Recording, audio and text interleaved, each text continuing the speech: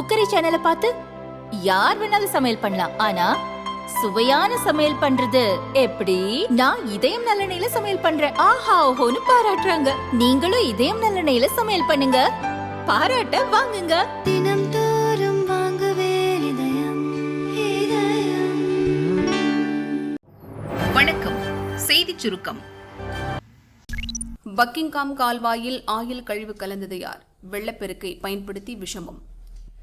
சென்னையில் தொடர் மழை பெய்து வருவதால் பக்கிங்காம் கால்வாயில் வெள்ளப்பெருக்கு ஏற்பட்டுள்ளது. இதை பயன்படுத்தி சென்னை மாநகராட்சியின் 7வது வார்டில் பக்கிங்காம் கால்வாயில் மர்ம நபர்கள் ஆயில் கழிவை கலந்துவிட்டுள்ளனர். பக்கிங்காம் கால்வாயில் கலக்கப்படும் ஆயில் கழிவுகள் 800 முகத்வாரம் வழியாக கடலில் கலக்கும். இது தொடர்பாக மாநகராட்சி மற்றும் மாசு கட்டுப்பாட்டு வாரியத்திற்கு மக்கள் தகவல் தெரிவித்துள்ளனர். கால்வாயில் ஆயில் கழிவை கலந்துவிட்டவர்கள் மீது நடவடிக்கை எடுக்க வேண்டும் என வலியுறுத்தியுள்ளனர். கடந்த ஆண்டு பெய்த கனமழையால் சென்னை பெட்ரோலியம் கார்ப்பரேஷனின் கச்சா எண்ணெய் பக்கிங்காம் கால்வாய் வழியாக கடலில் கலந்து பெரும் பாதிப்பை ஏற்படுத்தியது நினைவிருக்கலாம்.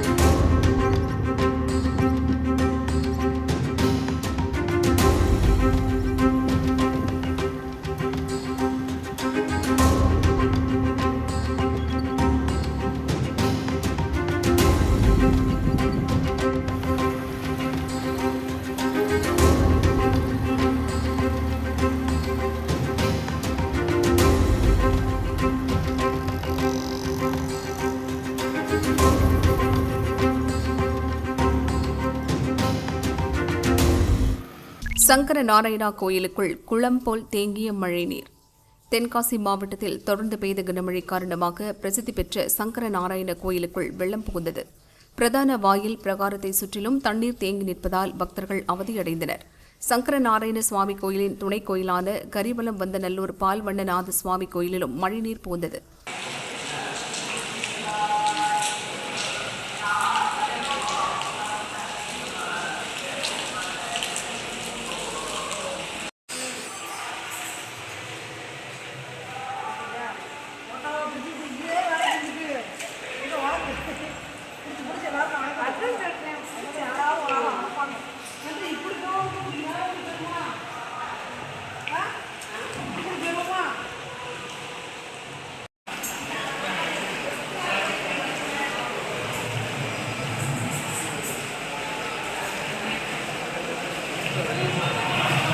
சங்கரன் கோவில் நகரை ஒட்டியுள்ள குளம் நிரம்பி உபரி நீர் சாலைகளில் பெருக்கெடுத்து ஓடுகிறது.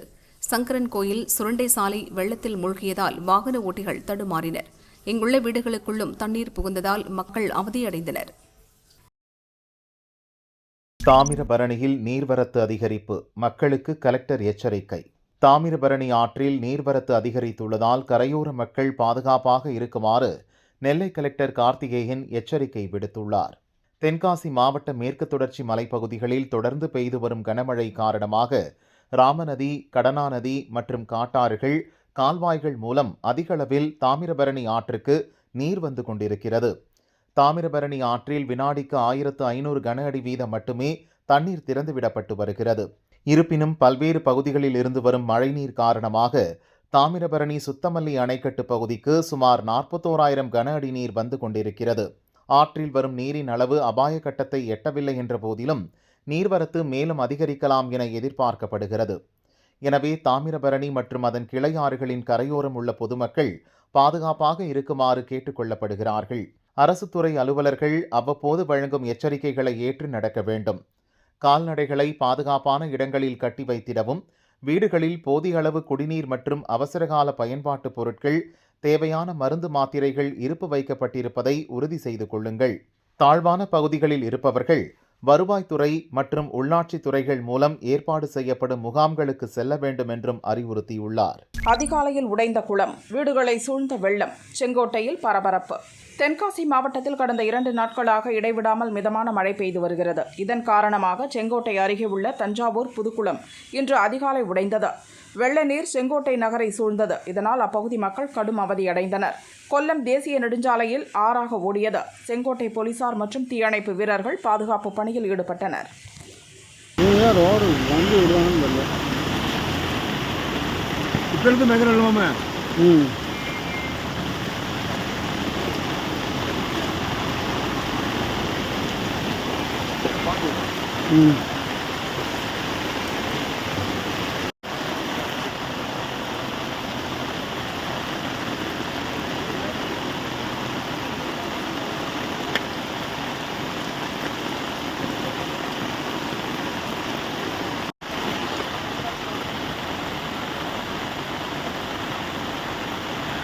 பூண்டி ஏரியிலிருந்து 16,500 கன அடி நீர் திறப்பு. வங்கக்கடலில் உருவான ஆழ்ந்த காற்றழுத்த தாழ்வு பகுதி காரணமாக தமிழகத்தின் பல்வேறு மாவட்டங்களில் மழை வெளுத்து வாங்கி வருகிறது. சென்னை, செங்கல்பட்டு, திருவள்ளூர், காஞ்சிபுரம் உள்ளிட்ட மாவட்டங்களிலும் தொடர் மழை பெய்தது. இதன் காரணமாக சென்னைக்கு குடிநீர் வழங்கும் முக்கிய ஏரிகளில் நீர்வரத்து அதிகரித்து வருகிறது. மொத்தம் 24 அடி உயரம் கொண்ட செம்பரம்பாக்கம் ஏரியின் நீர்மட்டம் 23 அடியை தாண்டிவிட்டது. நீர்வரத்து அதிகரித்து வருவதால் செம்பரம்பாக்கம் ஏரியிலிருந்து வினாடிக்கு 4000 கன அடி நீர் வெளியேற்றப்பட்டு வருகிறது.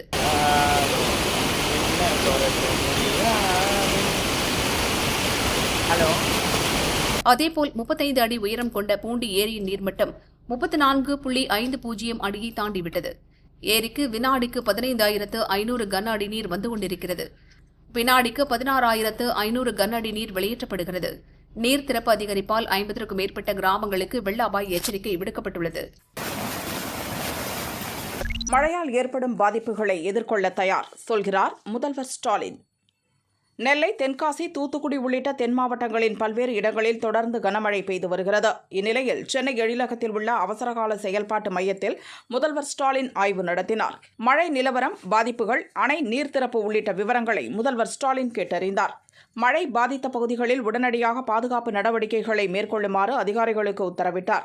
பின்னர் செய்தியாளர்களை சந்தித்த ஸ்டாலின், நெல்லை, தென்காசி, தூத்துக்குடி உள்ளிட்ட தென் மாவட்டங்களில் மிகப்பெரிய அளவுக்கு மழை பெய்துள்ளது. பாதிப்புகள் பெரிய அளவில் இல்லை. மழை பாதிப்புகள் குறித்து அந்தந்த மாவட்ட கலெக்டர்களுடன் ஆலோசனை நடத்தப்பட்டு நடவடிக்கை எடுக்கப்படுகிறது. மழை பாதிப்புகளை ஆய்வு செய்ய மூத்த அதிகாரிகளை களத்துக்கு அனுப்பியுள்ளோம் என தெரிவித்தார். மழையால் எவ்வளவு பெரிய பாதிப்புகள் வந்தாலும் அதை எதிர்கொள்ள தயார் நிலையில் அரசு உள்ளது. அணைகள், ஏரிகள் திறப்பு குறித்து மக்களுக்கு முன்னதாகவே எச்சரிக்கை விடுக்கப்படுகிறது. மத்திய அரசு வழங்கிய பேரிடர் நிதி போதுமானதாக இல்லை என்றும் ஸ்டாலின் கூறினார். வீட்டிற்குள் புகுந்த மழைநீர், மிதக்கும் பாத்திரங்கள். கோவில்பட்டி மக்கள் பரிதவிப்பு. தூத்துக்குடி மாவட்டம் கோவில்பட்டி பகுதியில் நேற்று காலை முதல் இன்று வரை இடைவிடாது தொடர்ந்து மழை பெய்து கொண்டிருக்கிறது. நகரம் முழுவதும் உள்ள சாலைகளில் மழைநீர் பெருக்கெடுத்து ஓடுவதால் வெள்ளக்காடாக காட்சியளிக்கிறது.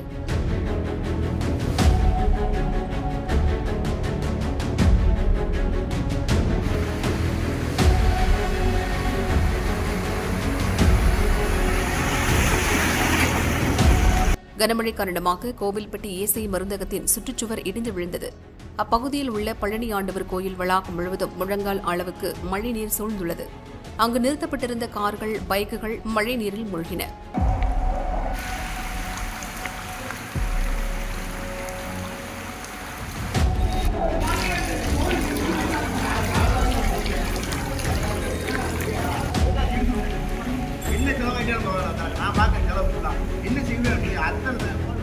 முப்பதற்கும் மேற்பட்ட வீடுகளில் மழைநீர் புகுந்தது.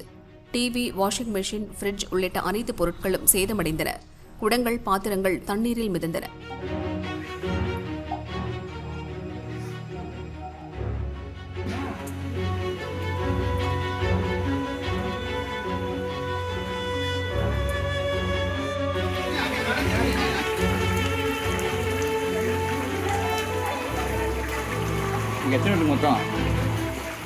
மழைநீருடன் கழிவு நீரும் கலந்து வருவதால் மக்கள் கடும் அவதியடைந்து வருகின்றனர்.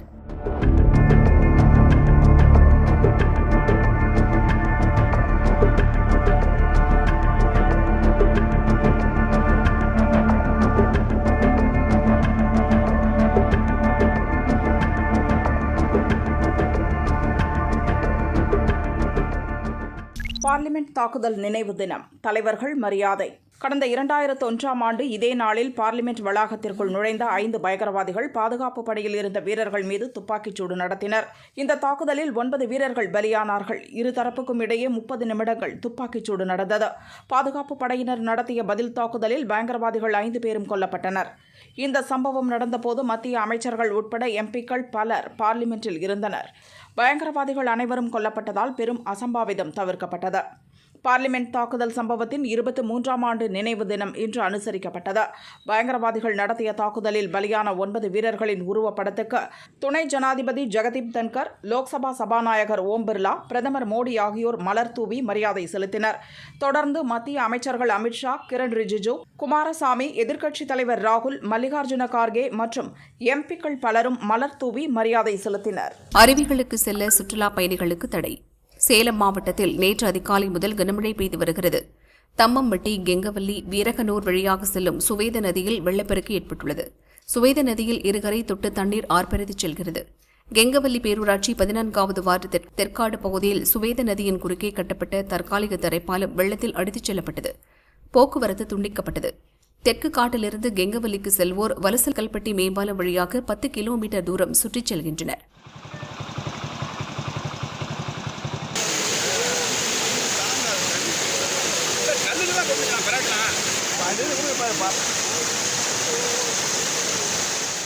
சேலம் மாவட்டத்தில் கல்வராயன் மலைப்பகுதியில் பெய்த கனமழை காரணமாக ஆணைவாரி நீர்வீழ்ச்சியில் தண்ணீர் ஆர்ப்பரித்து கொட்டுகிறது. இதனால் நீர்வீழ்ச்சியில் சுற்றுலா பயணிகள் குளிக்க வனத்துறை போட்ட தடை 2வது நாளாக நீடித்துள்ளது.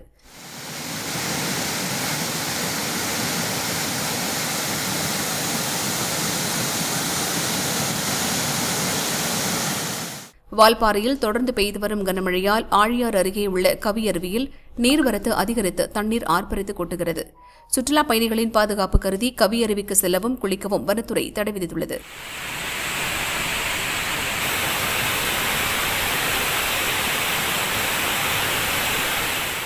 பொள்ளாச்சி அருகே அடர்ந்த வனப்பகுதியில் தாடகை நாச்சியம்மன் கோயில் உள்ளது. கனமழை காரணமாக பக்தர்கள் கோயிலுக்கு செல்ல வனத்துறை அனுமதி மறுத்துள்ளது. அங்கு சென்ற பக்தர்கள் ஏமாற்றத்துடன் திரும்பினர்.